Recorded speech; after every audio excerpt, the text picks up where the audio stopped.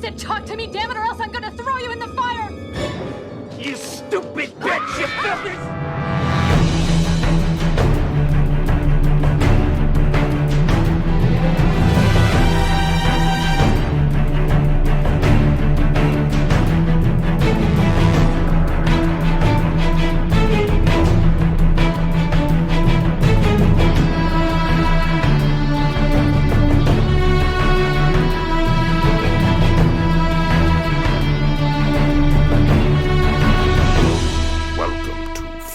State of fear. Welcome back to Flyover State of Fear with me, your host Joe, and my buddy and my other host Brian. How are you, What's Brian? up? I'm a host. I'm a co-host. You're a host for both. I'm a hosts. ghost with the most. Sometimes when you do the intro, you panic, like Ricky Bobby. It's not panic, but doing it so long. But there's that like Ricky Bobby kind of moment where you're like, I don't know, do my hands. Yeah, if you go back and watch flyovers or anything, you like, especially flyovers when we were rotating it, like sometimes I come in way too hot. Like, you know, you do an intro, you're like way too much energy. Or you start to do a bit and it doesn't really, you know, much like Hugh Grant, you're trying to improvise and then a girl calls you out. of that ilk, those flyovers, you were always definitely the most polished introer. I could very much say, because we did that show for 4 years? Oh yeah, we did ish, maybe longer. It took me about a year and a half before I was like, I know how to talk on a podcast now. I feel comfortable. I can actually talk now. Look at me go. Anyway. Well, in fairness, I had my own podcast. You did it for so long, and I had to intro every episode. Is this show eclipsed Bunker? Oh, for sure. I think I only did like 70 episodes of Bunker. Oh yeah, we've done it. I don't know how many Fear, but we've done a ton of Fear. Yeah, well, and plus then Flyover went for. Oh, I remember when I started Fear, I reached out to someone, like a big horror podcast, just been like, hey, blah blah, and they're like, we were busy, but congrats on episode 100, because if you just looked, so it was like, oh, they saw our channel, which means it was Dead Meat. I reached out to Dead Meat, and they were very nice. Oh, sure, yeah. Early in Fear, and I was like, ooh, it looks like Fear's done 100 because, you know, of all those flyovers that also nobody was. Well, we watching. just hit episode, so like, yeah, we did a ton, and that was bi-weekly too. Anyway, we were just churning out that content, fucking brackets, doing the other things, helped. the drafts, and we were turning out content like that pre-COVID, but then post, like during COVID, that was like, what else is there to do? Yeah, hell yeah, let's like ride it out. Like what, sure. A year and a half, 2 years of just like, well, no one's leaving anywhere. All right. Other than that, we're talking Heretic today. You clicked on the link, you know what we're doing. But first and foremost, Brian, have you watched anything since our last episode? Well, let me pull up my. For any horror news, I did go to a con box. You know, honestly, well, it was St. Patty's Day. So I had to watch a Leprechaun movie. Mm-hmm. And, you know, that's not a strong franchise. We love Warwick Davis. We love him. He's doing...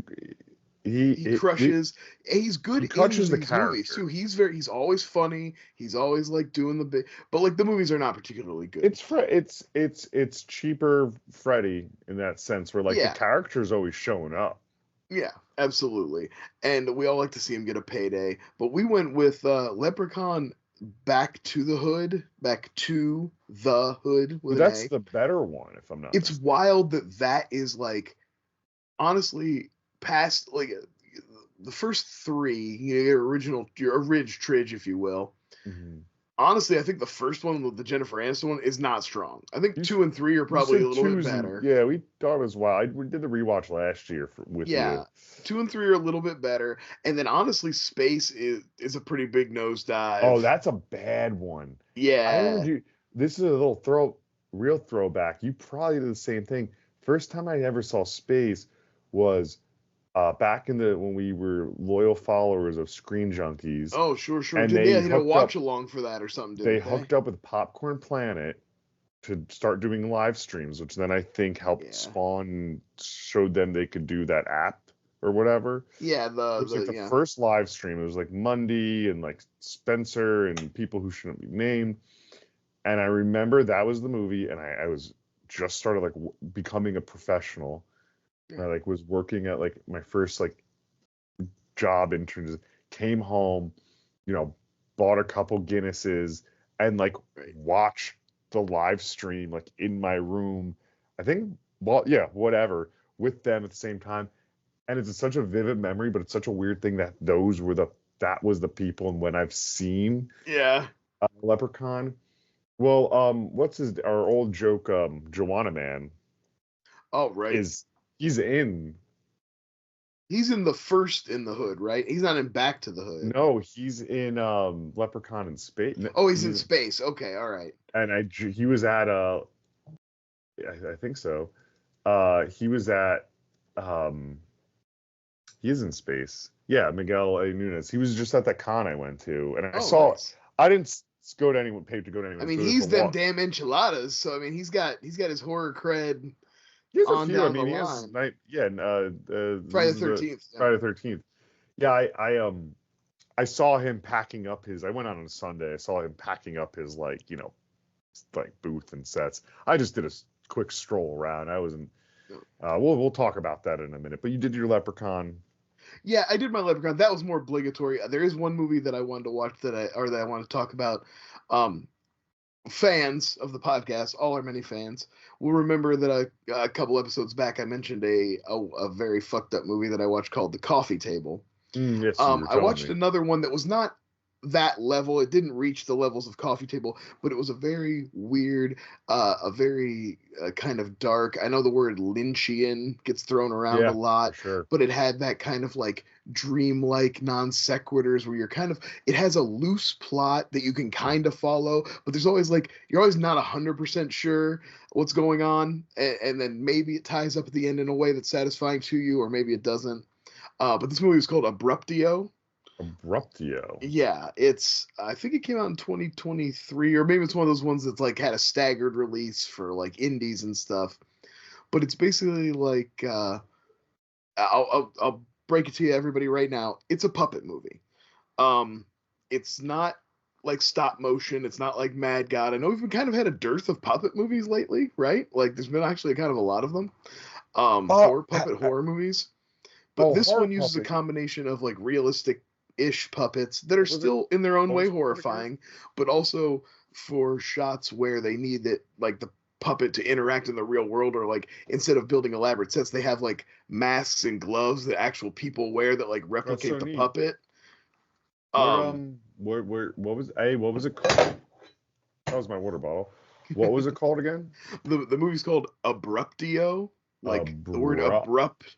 T-I-O, Abruptio. Yo, and then so you could watch this on Tubi. I believe I watched it on Tubi. It's on Tubi. Sorry, I just really needed a visual of these puppets. No, it's that's fine. Get a look at it. They're really interesting looking, kind of hyper realistic, but also not too, but exaggerated. And yes, they're more I don't know, paper it's just a mache. very interesting movie, and like I said, has that kind of dreamlike Lynchian kind of loose plot that you're following, but also you're kind of taking these non sequitur turns, and and the aesthetic is cool, and it's just very interesting, and kind of and I thought they pretty much a movie like that doesn't always stick the landing, and I thought their ending was fairly satisfying. And yeah, so I don't know, it's a weird one. It's not going to be for everybody, but definitely I thought it was worth a watch. I mean, you got some fun. This interests me. The voice cast is really cool because it was recorded over a long period, because the movie's been in production for a long time. So you got Sid Haig in there, even though he's been dead for 5 or 6 years. That's what throughout. So you got Sid Haig, James Marsters, which is Spike from Buffy. Yeah, he's doing Christopher McDonald. Just the way it's listed, I'd imagine he's the lead. Christopher McDonald, Jordan Peele, Robert Englund. I'm just seeing names that stand out to me. Those are the few, but they're very fun. Patrick Kavanaugh. But like I said, it's another one. a weird one, like maybe not for everyone, but definitely was an interesting watch for me. I enjoyed. No, like I said, and no, that cast rules. I'm now seeing very fun. I definitely will check that out. Yeah, as I kind of mentioned, I went to a con, spur of the moment, Monster Mania. Yeah. I had fun. I walked around, just looked at art and Yeah, window sure. shopped, and you know, for the I most mean, part, honestly, unless you already like have something in mind and you're like have a set amount of money you want to spend, it's hard because the stuff is I not took money cheap, out you to know. spend, but then I would just come to things and go, you know, I like there were these really cool vintage Simpsons bumper stickers, Oh, okay. like a ton of them, right? Of probably it's like 93, and it was like don't have a cowman, but they were like $5 a sticker, and I kind of went, I'm good. Yeah. There's shit like that, or like no toy really stood out to me for the price, so I window shopped. I bought a cool it's over there.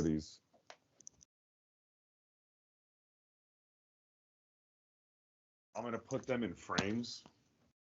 So what I learned, and this is the one thing, and I think this would be like you could go generally like saying that apparently in Japan they make these for every movie. The stand had them for Oh, like the last yeah. I 50 saw years movie. these. They're Japanese um, companion pieces. It's like a little magazine, like a little movie A magazine. movie magazine for the movie, and like I said, I bought it with artwork I like, so I don't really Yeah, it's got care the about classic. the dream, Anything that has the original Freddy Dream posters on Master. it, And so good. then guy was like, "I'll do 2 for $20." I mean, they had every. You could went Star Wars. You Oh probably could have yeah. even got like 10 things I hate about you. Like that's how. But I was like, I never see Exorcist 3 stuff, so No, yeah. that that is that is. And That's then one of that's those kind of, movies that when you talk to normies, they'll still consider it bad. They'll be like, "Oh, it's actually the Exorcist 3, am I conversation I right?" had. The guy went, "Oh, that's cool." I didn't. Anyway, that's not time to look at this.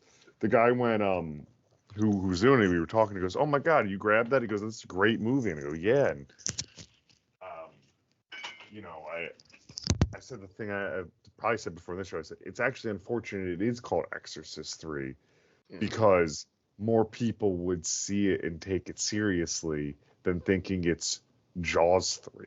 Yeah, it could have just been Legion. So anyway, that's that. I think that's a common. That's the Halloween 3, but that's actually like anyway. That's a good. That's art. For media, I haven't been watching any High art. movie. High art. I haven't been watching movies. Um, I have been. It's not horror, but it's the most horrific fucking thing.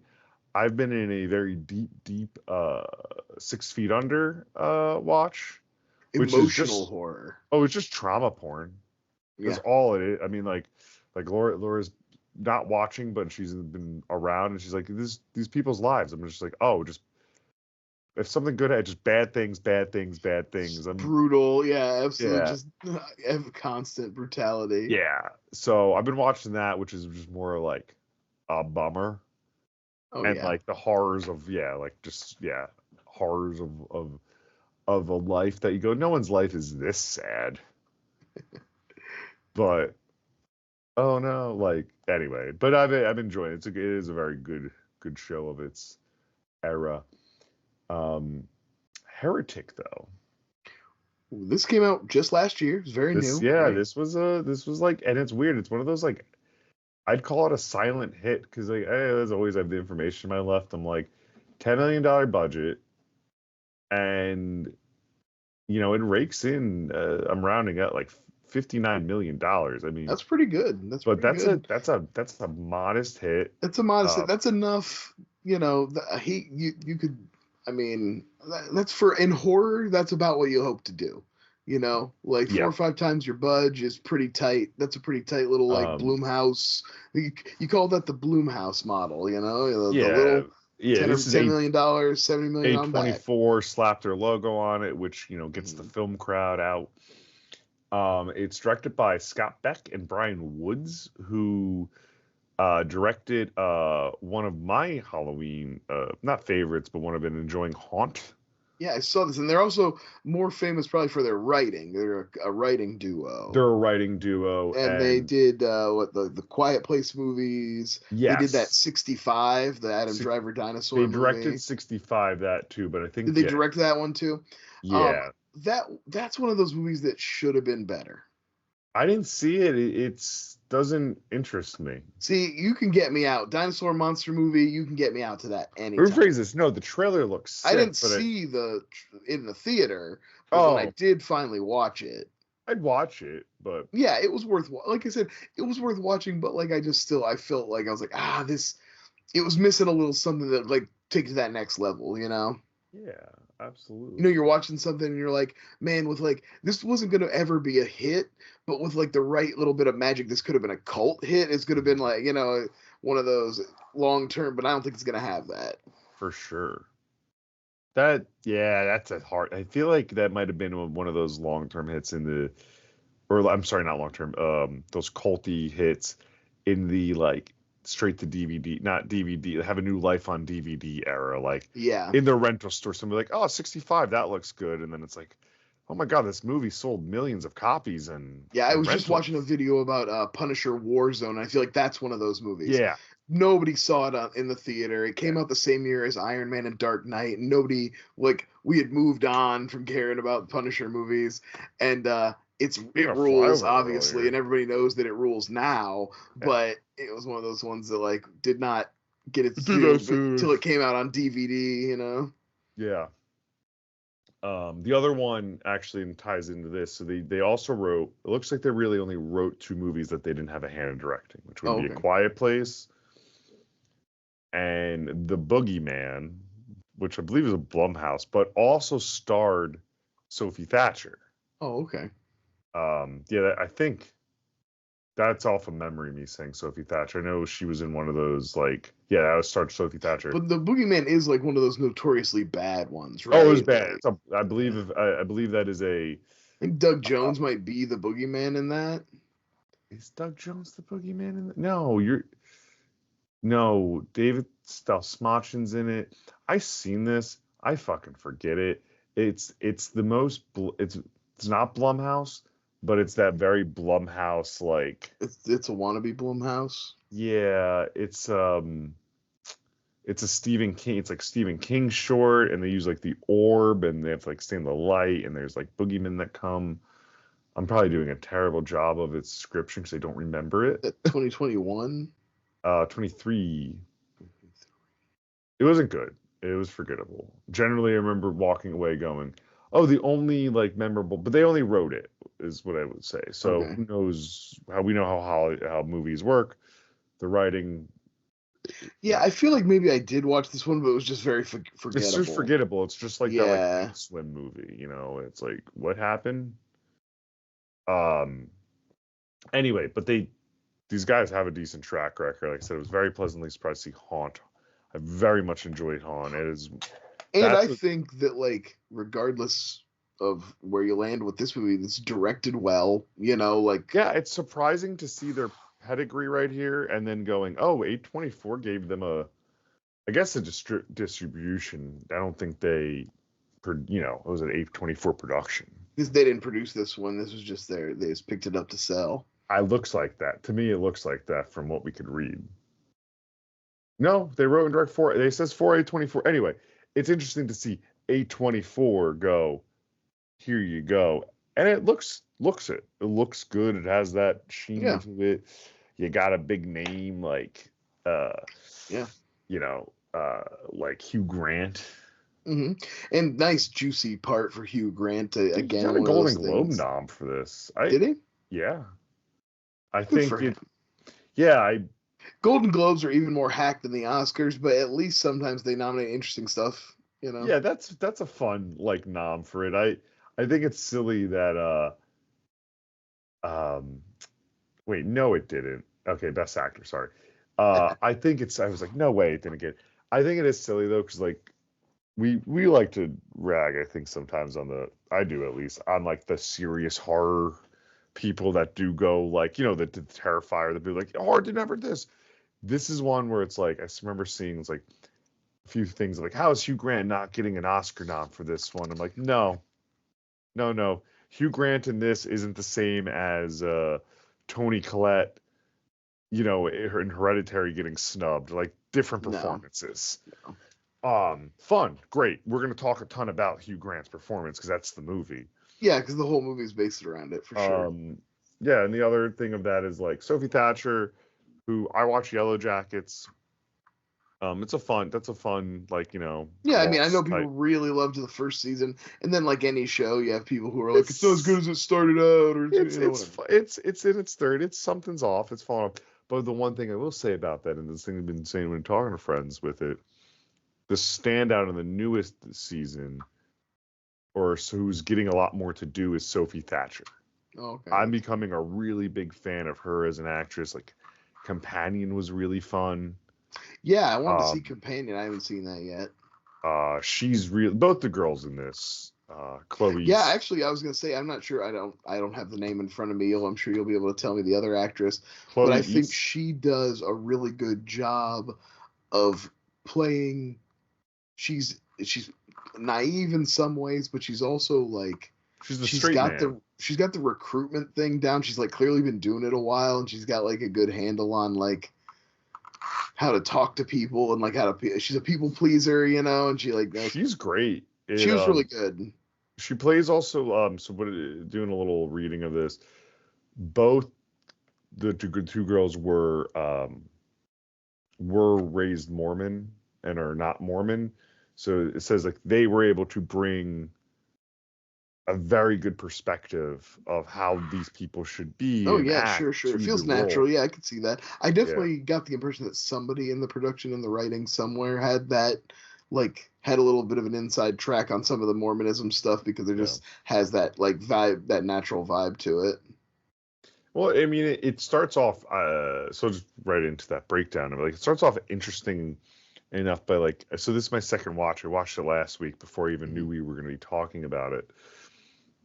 Or 2 weeks ago at this point, maybe it was 2 weeks ago, and it literally starts with the girls talking about sex and like taboo because they're girls of the church who are this, but they're also girls who live in the modern world. And that's a good. They're like establishing that. Like and like these are girls who are like aware of the world, and one's more comfortable than not, and the other's like you said, like Sister Paxton's Chloe East, and she's Barnes. A little bit more conservative, like a little more naive. Yeah, but she's the one who's supposed to be raised in the church, whereas Sister Barnes is supposed to have been a convert. Her mom was a convert, and I like.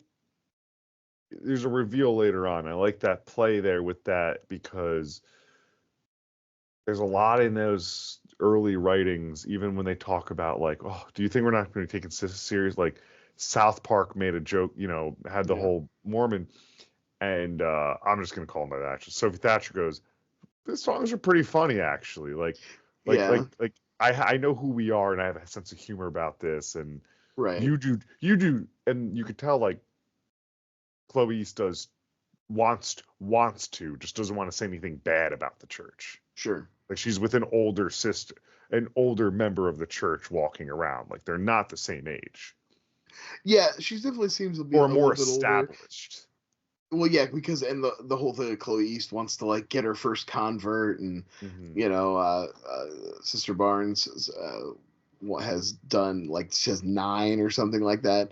I do like the little walking around montage. I like they're canvassing. Like obviously being on that kind of pilgrimage, that kind of mission sucks in a lot of ways, and I think they do a good job of showing that. And also they do a smart thing with this, where they set up, and I don't know if this is true to the Mormon religion or not, but they set it up that these girls only go to people who have kind of asked to receive more information. Yeah.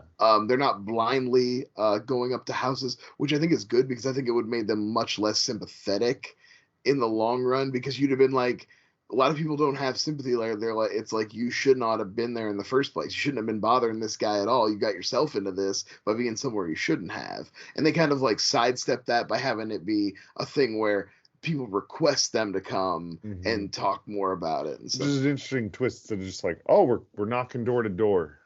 Yeah. Well, and it makes sense too that like you would put women who are more vulnerable. You wouldn't want to maybe just send women door to door. It's a little more dangerous for them. And they And so think maybe they this have is a way there's more accountability. Like, eventually Topher Grace cameo shows up to like check on them, and that's because like there's a place they're supposed to be, and they're not there, and that kind of thing wouldn't be obviously. Two kids out on bikes just going door to door don't have that kind of backup where people might know the area they were in, I wish, I mean, I get the purpose of it. It is a head scratcher of where was one of them in the car, like going around in the bike in like a snowstorm coming. Yeah, is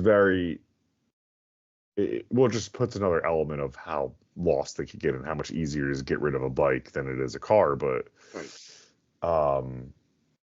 yeah, it's a great setup, but then we get in, so they ring on this house and do come in. This looks like a little kind of cottagey on the outside, right? It's very cottagey because there's a moment later when Hugh Grant goes, "Oh, well, you obviously saw the hills in the back of my house, blah blah blah." And I mean, the girls at this point are already fucked, but I think, I don't know, if I walked to a house, I'm not like surveying the whole like Right, if I walk up to a house, I'm not like, hold on, let me look at the back. The situation out back is, how does this, I mean, that's not usually what you look at. But I've never gone door to door, but I have. I have. I don't know. I used to canvas. I used to do solar canvassing in my nice. From like 18 to like 22. Mm-hmm. So it rang on a lot of doors and that. And we talked about this actually the last time we talked with the hoarder.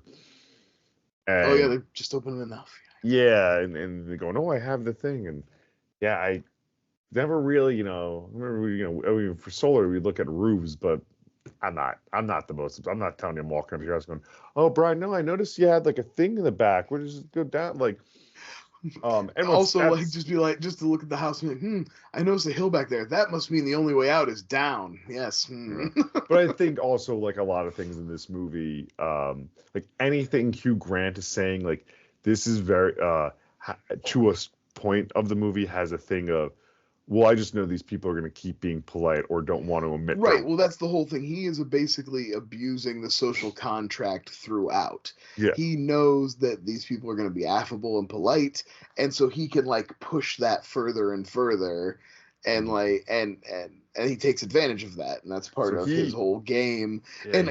And also it can be said that like not a single word that comes out of Hugh Grant's mouth is honest. Like he's always on the scan, he's always hustling, he's always got something going on, He's fun. He's like, this character, right, is the dude who is already trying to bait you to talk about a politics because they know they're gonna tell me they saw this thing, how awful the deportations are, but I'm going to hit them with this, and they are, but I'm going to hit them with this fact about it that's going to make it seem like, well, doesn't it make sense, right? Like that's all he's doing. This guy is fully a debate me bro, Reddit atheist, like this guy exists on the internet for real, for sure. So that's I did pull up heretic. I think it's important to say, what's the definition of the word heretic? Heretic. Like a blasphemer. It is a person believing in or practicing religious hearsay. So yeah, someone who just speaking against religion. Yeah, a person holding an opinion at odds with what is generally accepted. So those are the two, like, Oxford language dictionaries. Anyway, thought that was important to bring up. No, that's that. I agree. But so the girls get invited in, right? And the girls are very much like, I guess in the Mormon religion, you need you need a woman present with other men. Yeah, they don't want to come in, but he tells him his wife is there. His wife is there, and like Tanny went, "Oh, okay." And then the girls' credit, I think they wrote them smart enough to first go, "Okay, where is she?" They keep asking. Well, they'll let it go on a little bit, but they always keep coming back to it. They don't let him get away with just like ignoring it. Like, and he goes, oh, she's making pie. She's making a blueberry pie. Do you want some in tea? Right? They have no, I'm sorry, not tea. They have the most tasty looking Cokes. He has them in those like you go to a good restaurant, like a diner, and they're in the Coke goblet. Yeah, The absolutely. gravity glasses of Coke. Yeah, although I wouldn't drink anything, open. You gotta I crack wondered that that, seal. and I wasn't paying attention. I should have paid attention. I don't know if the girls actually ever take a sip of the Cokes. I can't remember either. I feel like I paid attention the first time I watched it, and I don't think, I think maybe he does open the can or open the bottle in front of them and pour it. So, because I remember clocking that, being like, you don't just show up at somebody's house and drink an open drink they handed you. That's not especially a good as idea. like two young women to an old man, and and who are already like, that's the thing. Like Sophie Thatcher, always on her fucking toes. Yeah. Like well, that's what I'm saying. She definitely seems a little more worldly, a little more, like street smart than the other one. And I like he's doing friendly Hugh Grant, but he's on him pretty immediately with like some pretty aggressive rhetoric, right? Like it doesn't take long for him to immediately like bring up the polyamory thing, like, or the polygamy thing. I mean, and just like he called them there to be like, you girls, I'm gonna make you question your religion. And when he pulls out the Book of Mormon with all the fucking notations that he's got in it, like all the little tabs to all different, and then, but again, like that's what I like about. You get the impression these girls have been on mission a while and they have some tricks and they've run into a guy like this before, because she's like immediately like, oh wow, you read even more than we do, we should be learning from you. She always has a really that Mormon positivity, that like spin, that like silver lining kind of vibe. She's really good at like always bouncing into that, or the writing and her performance in Congress. Because I like that you bring up also, like, these girls have run it before, because it's funny, is that I've been too deep into my brain becoming mush because I've been watching so much 6 Feet Under. There is a scene of that, of like, there's a, James Cromwell plays like a senile old man, and who they write a music project. But anyway, a Bible salesman or, Book of Mormon type comes to the door and he has, come on in, and then he just starts berating the kid about like his religious shit. And it's just, I was like, oh, literally that's the movie I have to watch later. So it's been there. That's from 2003 or 4 or whatever. But yeah, so the girls do that, right? And but I was happy, before you move past this point, I did want to say, as I'm thinking about it, this movie does make a point to not just let him like repeat shit he saw in the Bill Maher religion movie at her. You know what I mean? Like, she refutes things. She has comebacks. She like, I like that becomes a big part of it too. Yeah. Well, the one, yeah, and that's where the pushback happens, right? And they go, okay, yeah, no, well, let's go see your wife. He's like, well, follow me in the back and blah, blah, blah. And, she's right here. She's just getting ready. And, the first big, and he keeps leading them like deeper and deeper. The first time he leaves them alone, they're already starting to get suspicious. Like you said, they wrote him smart enough that they're out there. They clock him pretty quickly, but they also realize that like the door is locked, and that all the windows are like suspiciously small. It's almost like they're like a castle window, where it was just big enough to shoot a bow and arrow out of, but you didn't, small, so you didn't want anything coming in, Yeah, and the girl, like, and everything that's so lo-fi.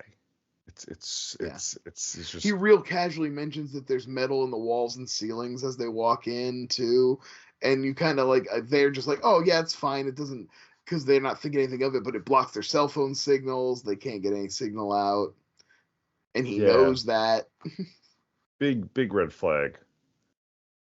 Yeah, dude. So the girls, that spins around in this really cool shot. The blueberry pie candle has been burning. She's like, oh, fuck. And the girls go, let's get out of here. Yeah. You're good. They have this thing of like, we don't need our coats, which I was like, first watch was like, good. I knew they weren't gonna get out, but I was like, all right, you dumb. But good instinct. Bail on your coats. Fuck your coats. Yeah, they can get your coats back. You know, even think they were like your phones or something. It doesn't matter. Like, we gotta get out. The key to their bike locks was in the pocket of the coat. Yes. That's why they end up having to go back for it. But they still noted. No, well, they were gonna bail on that too. They were just gonna keep walking. They noticed the door. They just noticed the door. Oh, that's locked. Right. They were just gonna bail on that, but the door wouldn't open, so they had to go in to find him to try to get him to let them out. Yeah, and then who the hell in their right mind would go, oh yeah, no, I got to open up the thermostat and go to the weird tech inside and open. Yeah, well, he's clearly, his house is clearly like some kind of lockdownable prison, you know. Well, yeah, the house itself is this labyrinth, lockdown, mechanical. Although I will say that I was a little disappointed because like the trailer really kind of sold a more like Rube Goldberg-y kind of like, that's what I mean, secret passages and trapdoors, and I didn't see it was really more just like a dungeon, you know, like a pit with another pit underneath it. Well, that's that's its marketing. I mean, you look at the poster and what they use. He has the little model, so you're thinking there's going to be all little sorts of like it's the model with the toy. He's H.H. Holmes. He's going to have a murder house with like weird rooms and stuff. They really only use that. They use the model effectively, but there's that one shot a little later that is like so well done. It's where she's coming up. And then it's actually, you see it in the model, and I was like, yes, I too have seen The Shining. Yeah, it works. It works on me. It does work. I don't mean to slander. But homage is a serious form of flattery.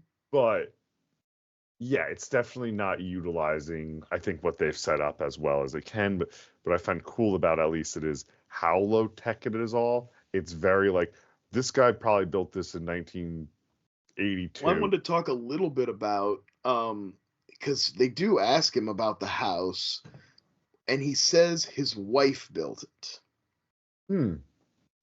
And he also obviously is mentioning the wife who's baking, and he says his wife built it. I'm wondering, they never really give you much of motive from him, and I'm wondering if he was a believer, a man of faith who lost his wife, and then that possessed him to kind of start this experiment, and so in his mind her death is what created this house, so she built it. It's a lesser version of what we get in Signs. Unfortunately, I do think M. Night Shyamalan's Signs is a better movie about religion than this is, and so about faith than this movie is. Yeah, so that's where I want to get, I think we're going to start to the movie falls. I think we skipped over a little bit. We skipped over like his Monopoly metaphor. Well, no, right? We were getting right there because I didn't know if that was when they got into his inner or if that was before. No, the one thing we skipped over that people have thought that's been like fun with is, the Taco Bell, the fast food. Like, what's the best fast food thing? Oh yeah, I do love her little rundown. Again, it's one of those things where. Checkers, she's like, you mean heart? Yeah. You expect them to kind of be, again, because they have the little bit of the naivete, but they also show that they're pop culture savvy. They rattle off all those, but also when he says, with great power comes great responsibility, and she's like, Spider-Man, he's like, Voltaire, but like she knows, pop culture references, comic books. Yeah, that happens later. I mean, she drops a Swamp Thing later on, right? Yeah. And that's just a funny zinger later on. Yeah, it's a good callback. Such a pull though. I don't know who the fuck would. No. So that just happened before they had this odd conversation about fast food, and And yeah, she runs through that. Once again, crazy fucking move to go. Burger King's the number one. I'm even a guy who likes Burger King more than most, and I don't think I would ever put Burger King in number one. Because in my mind, Burger King is literally only about the Whopper. Like, there's not much else to Burger King than the Whopper. I have a different opinion on that, but I actually don't mind Burger King's. Make this whole podcast about that shit. Yeah. So I'm not a Whopper head. I have nothing against the Whopper, just not for me. I like and it used to be in the value meal, and it's still in the value menu, but it's still fucking everything's expensive. They have a great bacon cheeseburger. Just the bacon cheeseburger. Oh, like a basic, yeah, I know what you're talking about. Cheeseburger. It is the most satisfying fast food cheeseburger that has just a little zing to it because of the bacon and the ketchup's done well on it. That also isn't overfulling and like makes me feel like shit. Like I eat one of those, right? That maybe like a 4-piece chicken nugget. A great meal from Burger King. That I will give that for me. That tastes the most like, ooh, I'm craving a cheeseburger. It has that taste for Burger King. It's actually got that flame broiled. Yeah, other, like, you know, I like a McDonald's. That's my other order. McDonald's, I'm just a 2 cheeseburger. You know, it used to be the number 2. Yeah. 2 cheeseburger, small fry, Coke, whatever. Those are snacks. You just put those down. Yeah, I used to do the, like, when they had, like, the $1 double or the $1 McChicken. Those were just, like, you buy 2 of those. You got 2 cheeseburger. That's, so, but it's very fun. It's a very funny list. She breaks it down. It's a great scene. And then it's, we don't talk about Taco Bell. It's such an interesting play out later because it's played for such a laugh, and then later it's not a laughing matter. Yeah, absolutely. It comes back, and of course she gets to have a dramatic monologue about it. Because this movie loves its dramatic monologue. So this is so they have that scene. Then they go in, and then that's where, like, cause that. Well, again, he's drawn them in more into his inner sanctum by, like, them needing their coats and them not being able to open the door and whatever else.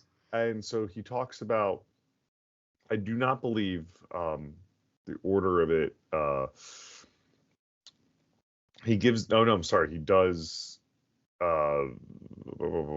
He doesn't do the door thing before they talk about Monopoly. I think Monopoly's first. Yeah. Yeah. And he talks about Monopoly, and that's a great scene too, how he goes, well, you know, there's Monopoly, but it was actually taken by this British game. Started as this thing called the Landlord's Game. The Landlord's Game. Equates that to, like, the original, that Judaism.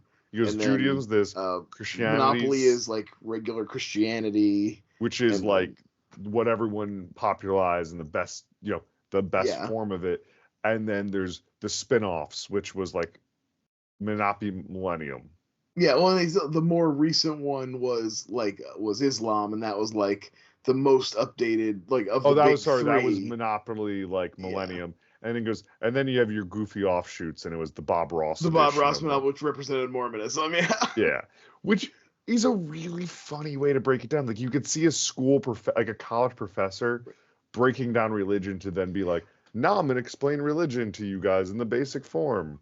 And that's also a little bit of my issue with this movie, because a lot of it does feel kind of like, again, like Reddit atheist speeches copied, and then, like, well performed by Hugh Grant, but also they're only as substantive as they ever were. But I think we're supposed to like that she gets a chance to refute a lot of that stuff. Yeah, I think we're supposed to walk away. I don't think the movie honestly has a concrete, like you said, like signs. Like signs, I think, is trying to find some.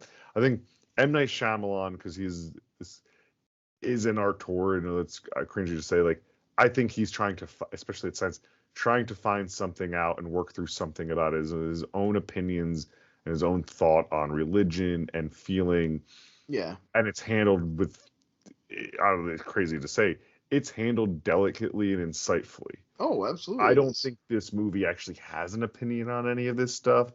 I think it's very purposeful. Like, you're not supposed to sit there and agree with Hugh Grant and what he's saying. No, obviously not. Just to sniff through his bullshit, because that's what he's feeding these girls. I was right, because he just likes catching them. We were talking about earlier, it was like with the politic guy who's like gonna just whatever. Oh, have you guys heard this? Right, he plays whatever. Yeah, he's talking about the song, and then how Creep is like ripped off the melody for it. We do get and then they sued someone else, and then Lana Del Rey, Creep. So everything's just in. But he's talking about iterations. He's talking about all the religions are just iterations of each other, and he's basically just trying to relate them all back to one thing, because he's saying his whole thing is that he's getting to that he's found the one true religion. He keeps coming back to this, that like he has, and that's another thing that makes me think he might have started out as a man of faith to begin with, is somebody who would like look, who would genuinely be seeking that out. I think he definitely did. Yeah, but I also Like, think it drove it. He was already going I like crazy your theory in a though gross creep. I was never not even thinking of like, oh, the wife, there's ever been a wife or a woman. But yeah, that makes more and more sense. Like I said, they don't give a, and it's better. I think the movie's better for it. I think explaining too much You don't want would ruin it. But you don't want but I think there's some bloodlines? crumbs there that could lead you to believe something like that. You don't want to see heretic bloodlines? I mean, I don't want to spoil it, but I do want to know how this dude has not been investigated by the authorities yet, because there seem to be, I'm counting maybe 10 disappearances. Dog. There's so many. I know I just realistically used the word dog. I'm sorry. There's so many women. There's so many, not just alive women, dead women down there. I was actually shocked. The one thing this movie had some restraint on is that he just didn't go kill freaking Topher Grace. Yeah, I thought we were gonna get a shining moment there with him showing up to save the day, maybe. But yeah, so the girls go in and they do they go through and they're still freaked out, but they're still like, okay, I'm gonna do this. We just talked about the Monopoly thing. He goes, okay, you guys can choose either of these two doors, and honestly, these doors they're getting more and more uncomfortable, and they really want to like just leave. Yeah, and he's like, okay, the way out though is through. You can't go back the way you came. Yeah, and these doors reminded me of like that bit in It, the first It, where it's like, oh yeah, you got the 3 doors, like to safety or to like the scariest thing in the world, with all the clown. Yeah, there's some just like that, but he writes on them. He does another fucking monologue, and he writes on them belief and disbelief. And he was just like, if you let me know, this is all full of shit, go through disbelief. But if you're still belief after this, you walk through that. And Sister Paxton, I think instinct is the one most of us would have, which would be tell this dude what he wants to hear. He wants you to renounce your religion. Deep in your heart, God's gonna know you don't renounce your religion, so you can tell this asshole whatever you need to, and you can get the fuck out of here. Yeah, but Sister Barnes is kind of sniffing him out a little bit. So Sister Barnes is like, I'm gonna go belief. I still have belief, Well, and also she's like, I know this is a game to you, and you expect us to go through disbelief. You like, I know, I'm on to what your deal is. Like, they still have the tit for tat with him. Yeah. But right around here, right a little after this is what I say. The most complaint I've seen with is it is a movie that falls apart. It's not as strong. It's never as strong. I think it's promises. Yeah, right? I'll tell you what. Like when they go through the door and it's revealed that the 2 doors lead to the same room. That was the first thing, because I already told you I was hoping for something more like the movie Cube. A series of traps or rooms or. They were too. It sounds pretentious. Those 2 doors were too close together for them not to lead to the same spot. Yeah, that's fair. In my opinion. I agree with that. But yeah, like, oh my God, if that place was a cube and it was more, honestly, it went, it just went, holy shit. It showed the real scope of yeah, it's a whole different movie. But but again, I was also intrigued because I was like, I didn't know it was gonna happen. And I like that. I like that feeling, I like too that this is where like she really doubles down. She's like, we don't let him talk his bullshit. We challenge him on every point. Sister Barnes is like, we keep him. We can't fight back physically, but we can fight back intellectually, which is smart of her. Because it does work. It flusters him. The character Hugh Grant is playing is really great because he's so charming and he's doing his Hugh Grant thing. But there are points, especially when you've watched it twice, where you can see him like repress himself getting flustered at the girls, not reacting exactly the way he wants them to, or the situation like slightly veering out of his control, possibly, Yeah, I mean, That's his good. It's just his good performance because there's Oh that yeah, subtle like that's the whole thing. frustration. This movie is all Hugh Grant performance. It's like Uh, 100% the I reason you mean, watch it. It's the reason it got made. You know. and it's gonna feed. The one thing I forgot to bring up, that Jar Jar impression is gonna feed families for decades. It's so bad. I like that almost everything, every impression he does, every song he sings, he always messes it up a little bit. It's never right on. Like the tune is a little off, or the like when he keeps doing "I'm a creep," but it's not I'm a quite creep. creep. Yeah, Yeah. it's so funny. Uh, Uh, yeah, he's really great, and yeah, that's just a really fun performance. And that's what I was reading is why he did that, because apparently he was getting so sick of just taking the same fucking role and a Well, role like also, like, this. think of all the positive feedback he got for letting loose in Paddington 2, right? Yeah. Like, that's like everybody's like favorite thing he's done in the last 10 years. And then I think of the last 10 years own thing when I think of Hugh Grant too, is I think of his very funny, honest, just misery quotes from being in the movie Wonka, because he was the Big Oompa Loompa. And they Yeah. were like, "Do you like doing that?" And he was just, I think through his whole press was like, "I have bills. I did not expect to be, a CGI little person." Like that was like through and through, had no, it generally looked like Hugh Grant's done with acting. Like this, Yeah. that, and like it's nice And to I think that feeds into this. And I was listening to a podcast about Heretic, and they were talking about, and like, think you're Hugh Grant and you're getting offered to play a senator in the new Captain America movie or this movie. What the fuck are you gonna choose? Of course yeah. you're gonna take this. Like, Yeah, you're like, oh, a role, and they like it says like they took months to convince him. Like it oh, wasn't I just believe it. a Well, because it's not in his wheelhouse either. He's never really played this kind of villain. so good, and like Hugh Grant But literally the movie is written to play off of his like charm. his well and his like persona. Yeah, The way the world sees him. Much it's the also way we used that's the way they used Harrison Ford in What Lies Beneath, you know. well his oh, good poll there. Although What Lies Beneath is one of those crazy movies that used the big twist in the trailer, and people went Oh, to I go know. see the fucking movie, and they go, oh, 'cause it's like one of those Oh, iconic, like, what do you mean? yeah. Anyway, great movie. Yeah, Um, it's a good one though. uh, so, yeah, Well, this is where we get the introduction of the prophet. And this is where I right. thought you talk about the movie falling apart, and I was like, okay, we are off the Oh, rails sorry. now. I mean, like, this is kind of where I was Yeah. meaning, like, once But we that's what get I'm to the saying. Like when they dungeon. go through the doors and into the basement, although I was a little intrigued it wasn't what I was expecting. I was disappointed no Rube Intrigue. Goldberg house.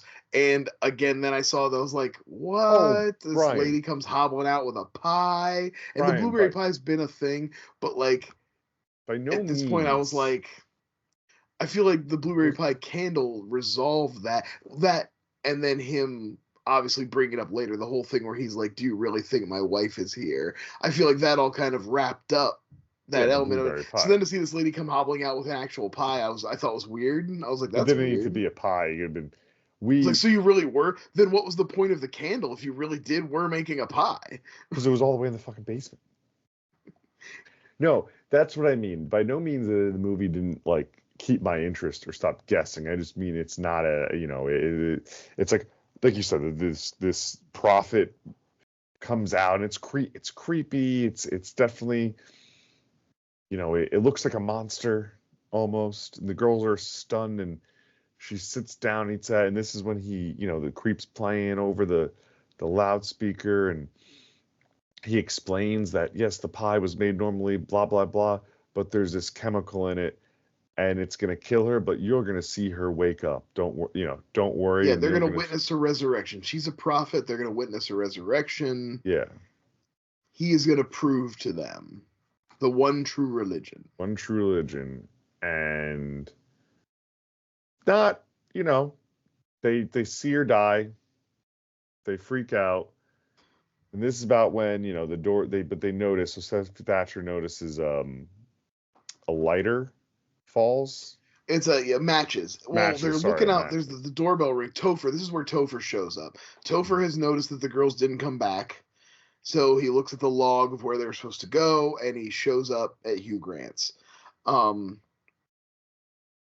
We don't know this, but Hugh Grant has taken care of the bikes so that he doesn't see their bikes there, so he doesn't have any idea that they're there. While he's talking they try to scream but Topher can't hear them. They realize that, and then while Hugh Grant's off talking, answering the door, they try to pull the rug over so they can get a hold of these matches. Yeah, I don't know what she thought she was gonna do with matches in a dank pit. But she's just trying things. She's trying things. She's supposed to be the savviest, so she can't get them basically. And they basically say, have a plan to fuck him up when he comes down. Like she has a letter opener. She had found a letter opener earlier. Yeah, and so that's been playing. She hands it to Sister Paxton. She goes, he's been listening to me this whole time. He has no idea you exist. Yeah. So that's going on, but they also have a conversation, with the one true religion and like the euphoria conversation, and that's when Taco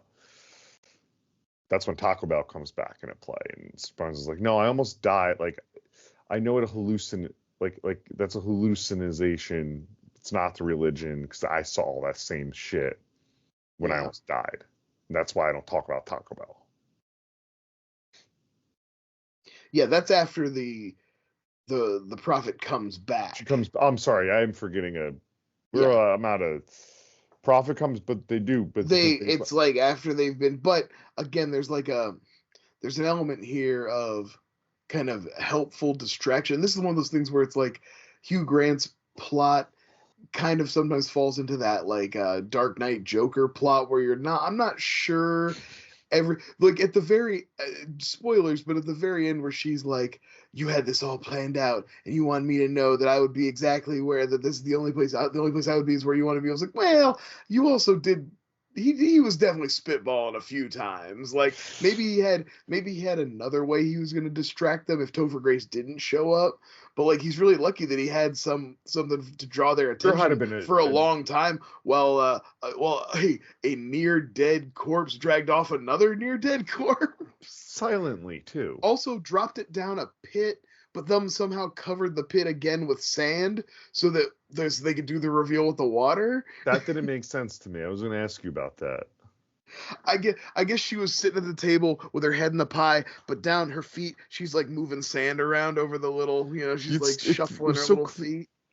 It was so clean looking. It's oh god, I think it's a Family Guy bit, I think, and they're talking about the Shawshank, and it's like, well, how did you adhere the motto poster perfectly that you dug through to cover the hole you dug from the tunnel, like in Shawshank? Yeah.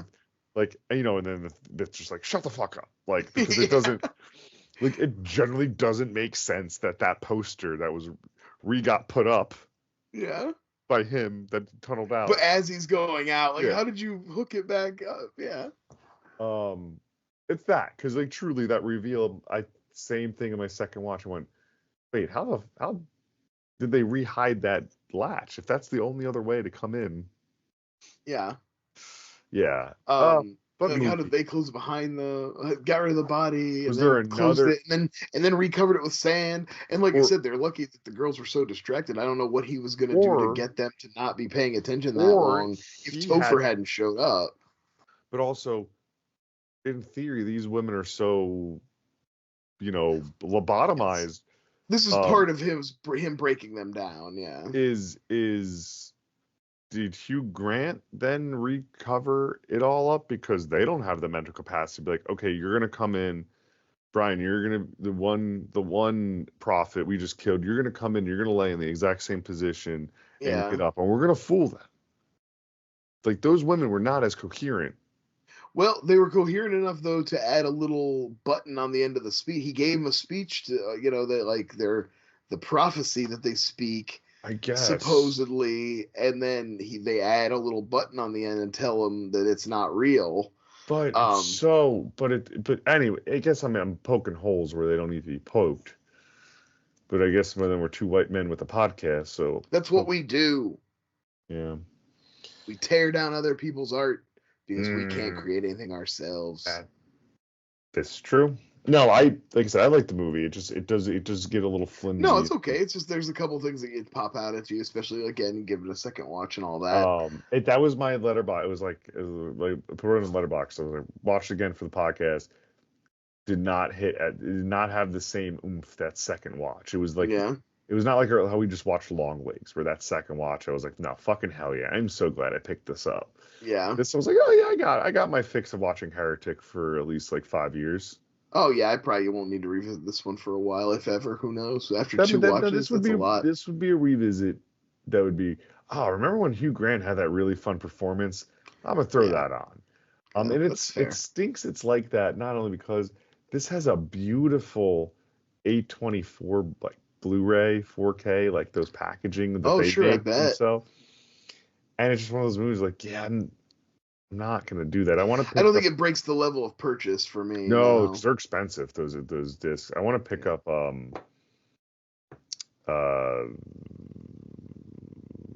blanking. No one needs to hear that. There's an A24 one. Pick up the pace, right? Hey, the pace. Yeah, let's pick it up. So anyway, we go through all of that, and they go back down. The prophet's back. She's alive again. She speaks says the thing. Then where are we at? As we talk about. Oh, that's where the girls talk about the near-death experience. Okay. And it's full. He's full of shit. How that you're equating hallucinogen near-death experience with the actual prophecy. Yeah. And it's at this point where she's challenged Hugh Grant enough and flustered him enough that she wants to say magic panties, but it's too late. He gets her first. That was surprising how quick because he's this ratty box cutter, how quick her throat slash is. Well, I like too because obviously you're watching it and you're like, okay, this is a classic horror movie trope. The girl who is the more strong and self-reliant is the one you take out of the situation and leave the girl who is in more danger. And also who's like the more popular star. Oh yeah.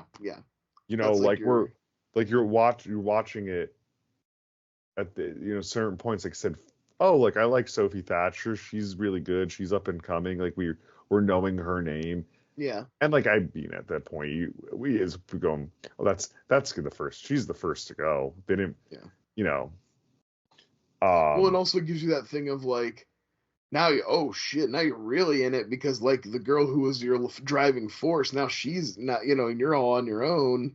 Mm-hmm.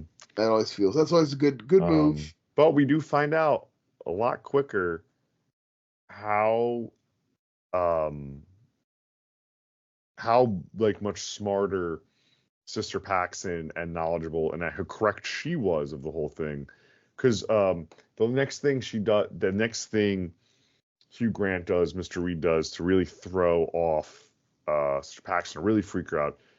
He rips out she has a birth control. Yeah, he tries to rip out the implant and tell Sister Paxton that Sister Barnes was like an artificial person or a clone or a robot. I don't know. He's just really trying to mess with her. Like, see, I do think it was weird.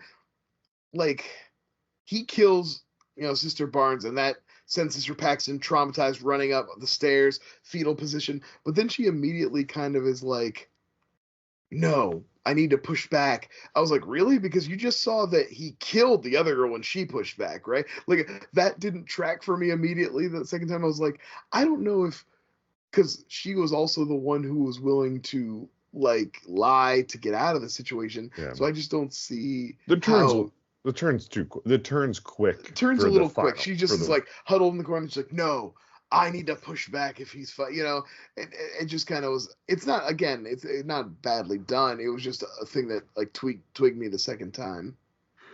Yeah. But I do, like you were saying, I like that they immediately like kind of make her like show that something I think, again, the benefits of the second watch, I had already picked up on, because she has some moments where, despite the kind of like overly friendly and kind of affable, she's still very quick on her feet. She's still very like situationally aware. And I think that part of her character is well established enough that when this happens, when she kind of starts to call him out, I think it's fair. I just don't know if she'd had the wherewithal in the moment to do that, to get to that point already. Sure. I definitely think the character is capable of it, though. Mm-hmm. Yeah, because she does that right, and then she has her conversation with him, right? They run through. She basically gives her theory of how she thinks he's doing this. Yeah. Because we already had, Sister Barnes already said, she's like, it's not a miracle, it's a magic trick. It's an illusion. You know what I mean? And so we just don't know how. And so she's kind of runs down what she thinks has happened. And this is a little bit what we were talking about before, where there's more than one prophet, and the one that died, it's replaced with a live one then that's how you do fake the resurrection. Yeah. And we already talked about the door and the falling, because that's the only part where I'm like, ooh, well, I guess what else is she going to do when they open that up, right? And they see the pit down with the ladder. Yeah. He goes, go down there, see it. And she kind of goes, all right. Yeah. Well, and that's another thing too, because like it's the illusion of choice. Like, well, what else am I going to do? Like, I'm standing here in a room with a guy with a box cutter who just killed my friend. The only way out is through Swamp Thing. Yeah. She goes down. He clocks the door, and that's when she just knows the bodies, and then she runs through the labyrinth of the maze, and the women are like. I like here that there's like more fake outs of like what the real thing is going to be, because there's like, it's almost like she's going through the like Snowpiercer train of weird religious rooms. There's like a voodoo room, a Satanism room. She just keeps like opening doors. She's just blasting through. She just doesn't even give a shit anymore. I like too that like she's so kind of like numb to his like rhetoric at this point. She's kind of not even registering the fucked up shit around her. She's like, a symbol on a door, I don't give a shit. I'll go through it. A shrunken head, I don't care. It means nothing. And I think, well, I guess it's the point, right? Like, it means nothing. Right. She's survival at this. Like, I would have. I mean, you would have stopped listening the minute he brought out the fucking Monopoly boards. Oh hell yeah, I would not. Or like been like, oh, when people start looking up the Jar Jar Banks and 200 years. Like, sir, your Star Wars reference is no place here. But yeah, so she does that. She kind of calls him out on that shit. But when she's running through, she finds all the women in cages. Right. She gets to the last door, and this is important because on the very last door is her bike lock. Yes. And the key is in her pocket, when originally it had been in Sister Barnes' jacket. They make a point when they find their jackets, she reaches in to, Sister Barnes doesn't have the key, and Sister Paxton reaches in and she does. And it's like a weird moment where they're like, what? I don't think that registered perfectly, because I assumed they had two bike locks and they each had their own key. So I just was like, oh, one of them got their key back and one of them didn't. That's weird.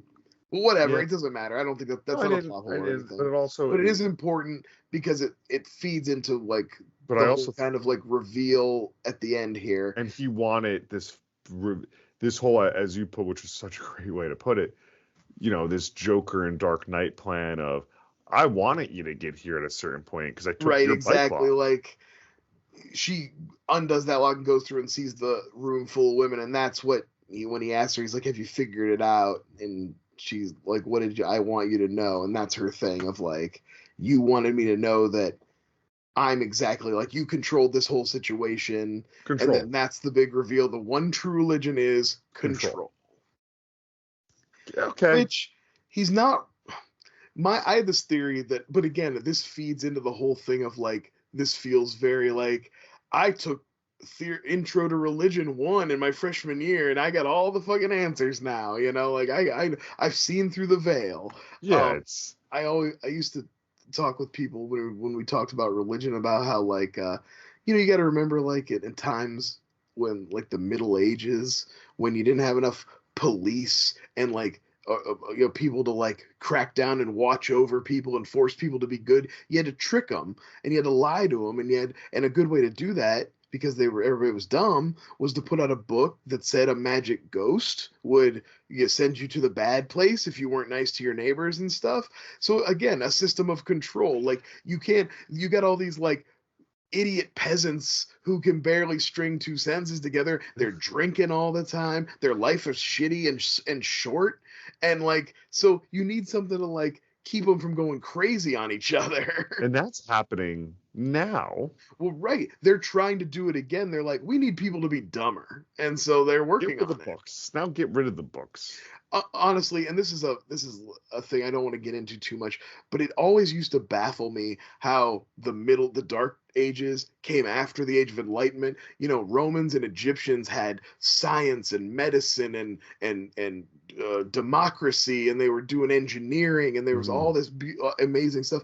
And then like they just stopped. In the Dark Ages, it's like everything went back to being basically almost cavemen, except they lived in castles now. Yeah. But they still were like as ignorant and backwards as they could possibly be. And it used to baffle me. Like, how could that, like, people already knew the stuff from this time. How did they forget it and go in, oh, never mind. Oh, we're living it. I see now.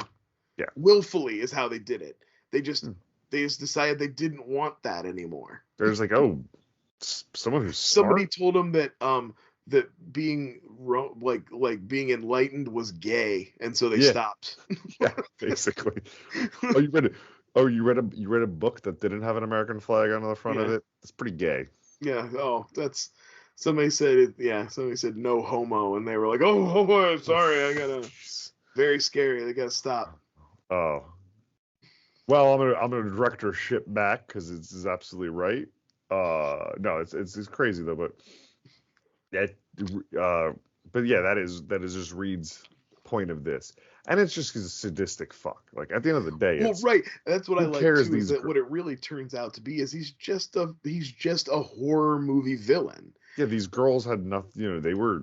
They did nothing wrong. He keeps them in what I would like to call pneumonia conditions, where it's like damp and cold all the time.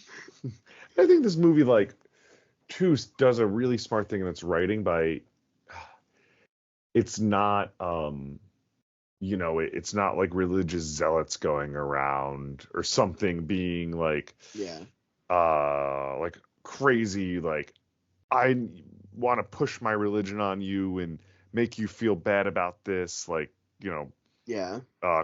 Christian extremism, right? It's not that, which you wouldn't have sympathy for those girls, right? Right. And we talked about that feeds into the thing of them going where they're asked, not it's forcing themselves on culturally anybody. And I do think truth I don't know, many is like Mormons are very like, no, they're kind people. They only want to teach religion if you want to learn about it, like that, to be asked. Like they're not the aggressor type that, like, as we were just making fun of the Dark Ages stuff, like are making it a point to be like, no, you should all be like this. Right. They're not doing their pilgrimage is not a crusade. They're not doing that. And I think that plays in of why these girls work so well is because it's that, right? If you have this as you write them and we go, I don't give a fuck, they're dying. Like, because this isn't a slasher. No. You have to care. It's really fun. Go on another rant. I was talking to like a fan, like my brother's brother-in-law the other week, and he was like, I'm only saying these things, no one's gonna listen to this. He was like, oh yeah, like I just don't. Not that he didn't like horror movies. As I like them, I can't laugh. I laugh at every single one. I take them.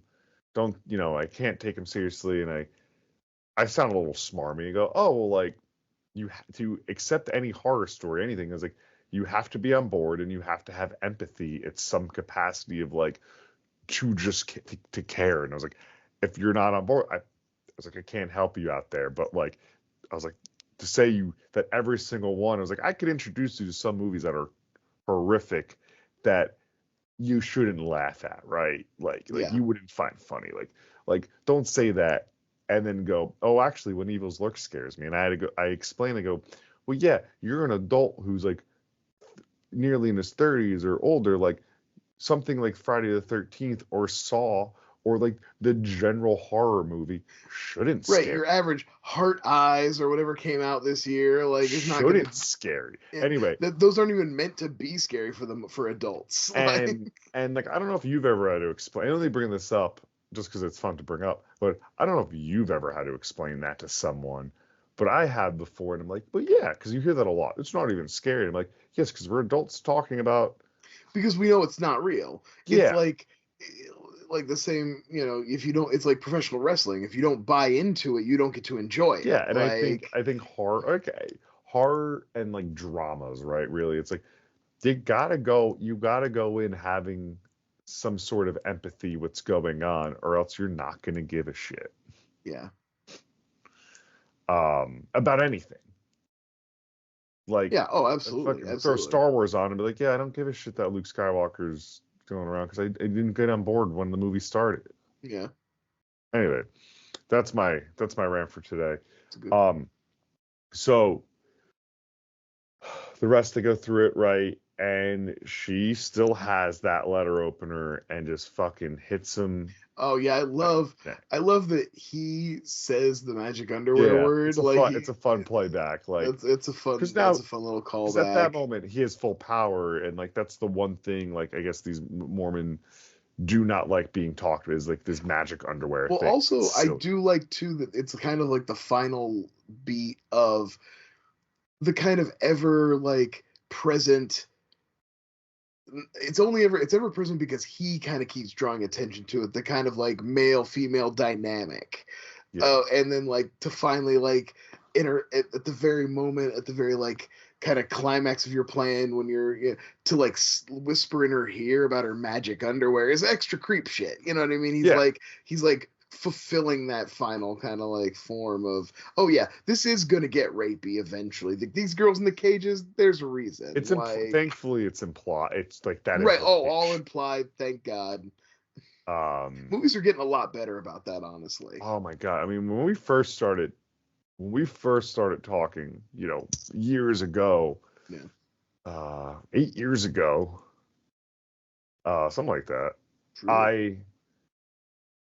Talking about, the Rob Zombies and all that. We've talked about it a lot and going, oh, it's just, we get it. It's a cheap scare.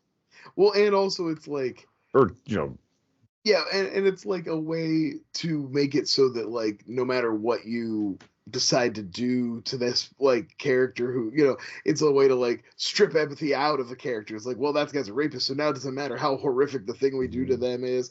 And it's like, okay, and that's guys, and that's why Don't Blink 2 is a fucking dumb piece of shit. Oh, Don't Breathe. Don't breathe too, right? Sorry, not Don't Blink. That was a good movie, Don't Blink. But Don't Breathe 2, where they made him the anti-hero. Oh, I know. I never even saw it. I could not bring myself to watch it. I also didn't, but I've heard enough about it to go, what are we doing here? Well, or like this is not horror, but I love the tone deaf sequels. Like Sicario got like an action sequel, basically. When like that is not what that movie's about. This depressing fucking life of drug running and the police that have to deal with it as well. Yeah. Oh, yeah. Movies sometimes just don't get it. They go, people thought it was cool. Yeah, they're like, hey, this movie made money. Time to make a sequel. I saw the first half of American History X. Edward Norton had some good points. Maybe we should model our lives after him. Cool guy. Do you guys ever watch the last part? I turned it off. I got stuff to do. And he died. So did he learn his lesson? Yeah. No, fuck. Talk about hard fucking movie to watch. Yeah, that's a rough one. Any Hooser. So stabs him. Yep. Blah blah blah. But she can't find her way out of the house. No, she finds her way back to the Sophie Thatcher room. Yeah, she like goes out a different way than she came in, but it basically just leads to Hugh Grant's little like secret hidey hole where he watches them, and then that leads her back into the pit, and she's back in the pit. She's looking around, and because obviously Hugh Grant's not dead, he shows back up and stabs her. So now they've stabbed each other. And then she starts saying some prayers and braces him in his arms is more of like a fine. I'm giving you your final fucking thing you want. That's how I read it. I like her speech about prayer and about, you know, how they know it doesn't work, but it's more like an affirmation, and it's about doing something nice for other people and just thinking about others. And even in this moment, you know, he can't stop her from doing a good that for him. That's the movie's message of morality, right? She says it. It's like, yeah, but I've gone through all this and I still have my faith. And that's message in the movie is like, I'm allowed to still have my faith. And I can still use it to pray for you and your salvation. And that you know. But that's not satisfying enough, because we get one last Sophie Thatcher. I guess she's been putting pressure on her neck until they got. Well, again, now we're getting into the resurrection thing. Is this the resurrection? Is this like, did she come back to life to do this one act, or is it, or was she always just on the brink of death? I think she was on the brink of death because her neck. I thought she'd have bled out from when he hacked her arm open to get the thing out. Forgot about the leg thing, but the arm thing, but. You know, she whacks him in the face with like a nail, like a stick. Oh, the nail, the board, like it's such a good little like setup early in the movie. It just falls to the wayside. They like make sure to have a shot of it, so you definitely won't forget it when it comes back. You know. But no, I don't think it's the resurrection. I wanted me be very clear. I think she had been there, and the way she's like, because if you watch, it's not a clean cut. It's very It's not spurting. It's not spraying. It's choppy. And I generally remember the first time I watched things, it was like, I mean, you probably put pressure on it and like maybe live for a minute or for a little bit. Yeah. You know, like you could. So I think it was like her last breath, basically. Right. Yeah, she was saving up for this last moment. She saw an opportunity. Maybe She struck with her last tiny bit of energy, and then she does officially die, though. Yeah, she does officially die. I mean, I guess like, and maybe they answered it somewhere. Like, I didn't view that as a resurrection, but maybe I'm thinking. I don't necessarily think it is, but I think that like, I mean, that is what he said was going to happen, that she was going to die and come back. You know. Yeah. But I agree that, like, you're probably just supposed to think it was that kind of last breath, you know, her last act, you know, the last bit of life she had in her, she used to save her friend.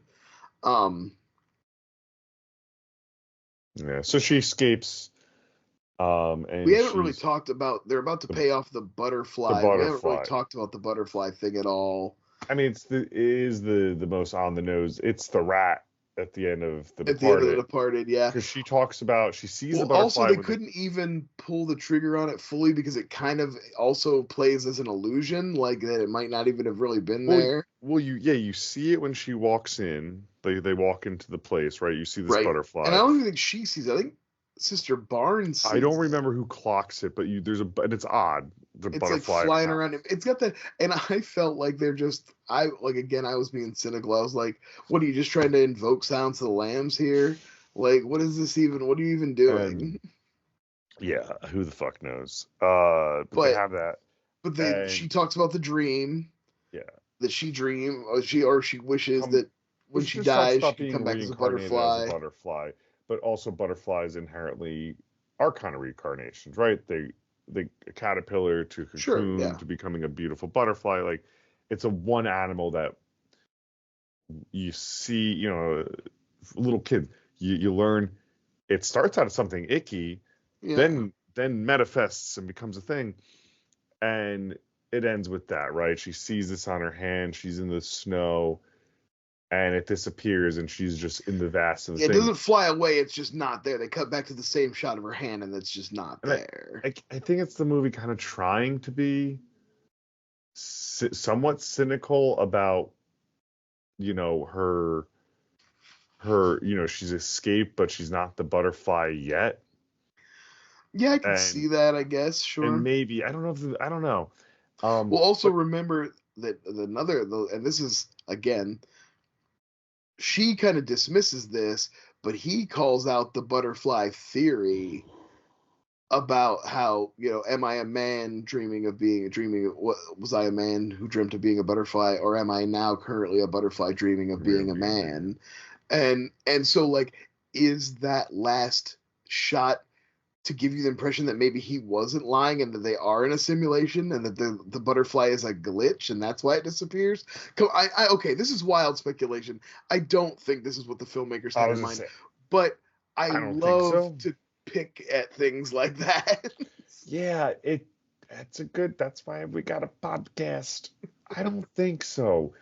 Like, I don't think, and I also don't think it's out of the realm of possibility, though. But I don't think it's like, to compare to another movie, it's not the, I guess the original ending of The Descent, right? Of seeing her escape and cutting back and going, she ain't going fucking she's actually anywhere. Just insane in a pit somewhere. Yeah, like, in a weird way, I think it's somewhere in between, but I walk away going, of the way this movie went and what I think it has to go through it, and one of them already died, but God of Redemption is, Sister Paxton, she's going to be okay. Someone's going to find her rescue. She's not, like, completely stranded. There were homes around that place. I'm like... Well, and also, I think that, you're supposed to see it as an affirmation of her faith. That, she's still seeing the butterfly. She'll be stronger in her faith now, and I think that's the way it was always going to end. Yeah, maybe, but you could leave with...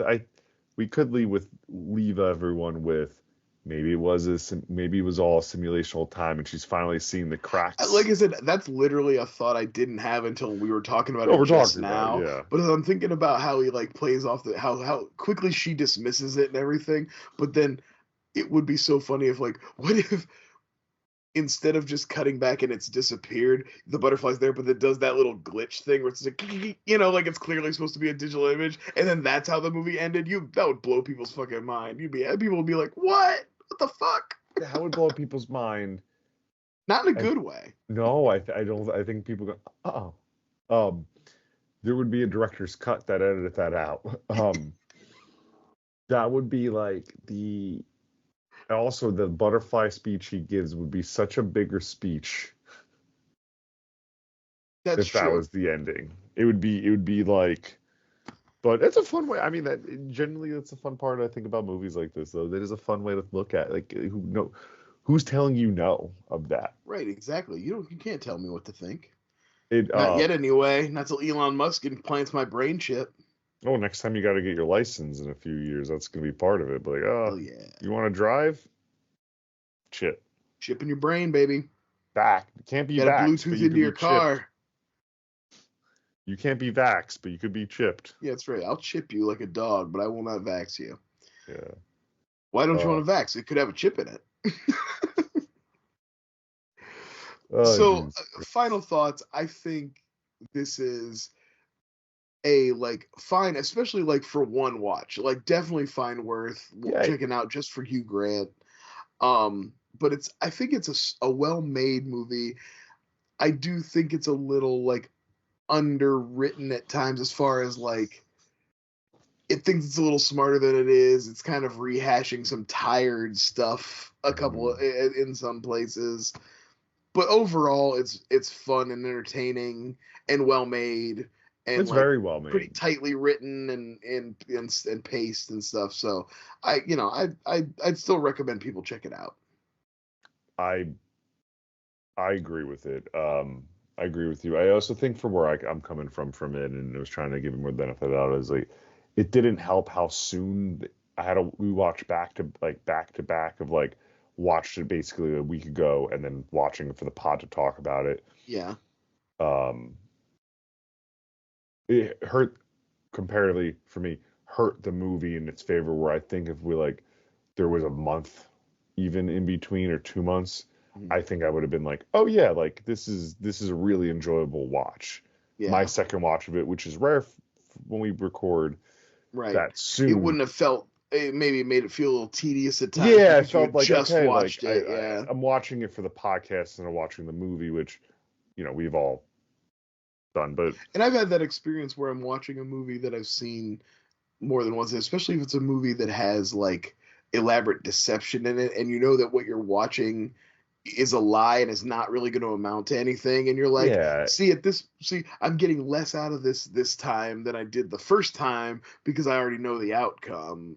yeah, it's so interesting, in that way. I can't remember. There was a movie, like there's a very specific movie pretty recently that I was having that. I don't know if it was because I'd like watched it too many times in a row or too close together, but it was the same type of thing where I was like, I find myself bored during what is a good, interesting, fun part of the movie, but I find myself bored because it's all based around a deception that I already know the answer to, that I already know how it's gonna play out. Yeah. But it definitely is yeah. I liked it though. I'm glad we talked about it. Yeah, I liked it too. I'm Slot glad we there, talked about it. It's a big, just a big. Again, I liked a big swing from Hugh Grant, a fun performance. I hope this encourages him to do some more stuff like this. That'd be really cool. Yeah, for sure. We didn't talk about when he clips the girl's finger off, which I really liked. Oh my god, it's such a great little moment because honestly, there's very little violence in the movie at all. And he picks up. He's very much like you kind of are like, oh, he's got the big like hedge clipper kind of like pruning shears, and he very gently takes her hand and is like trimming her nails. And she's in the cage and she's all kind of looking at him. And then he just as quick as he just clips one of the fingers clean off. Yeah, it's such a great little moment. They're shears. Yeah. Yeah, they're like pruning shears. Yeah. Yeah, it's nuts. Machine, you go, they're fingernails. Like, it's funny that you're like the pruning shears in my mind because of just what my dad did for a living. Like they're sheet metal. Oh, sure, like crimpers, yeah, like sheet metal scissors. There's literally a left and a right one in sheet metal. I have one. I actually have a pair of those. That's like the straight one that doesn't cut left and right. That's supposed to cut straight. I've used both, and they're the same, similar, but they're that intense, like, Oh yeah, you could definitely clip a finger off with one of those. Yeah. Although they don't usually open very wide because they're only meant to cut flat things. I put some some ductwork in the summer and was reacquainted to them. It was because as a younger man, I was work for my dad a lot, so I would use them. Anyway, fun, good movie though, like you said, great performance.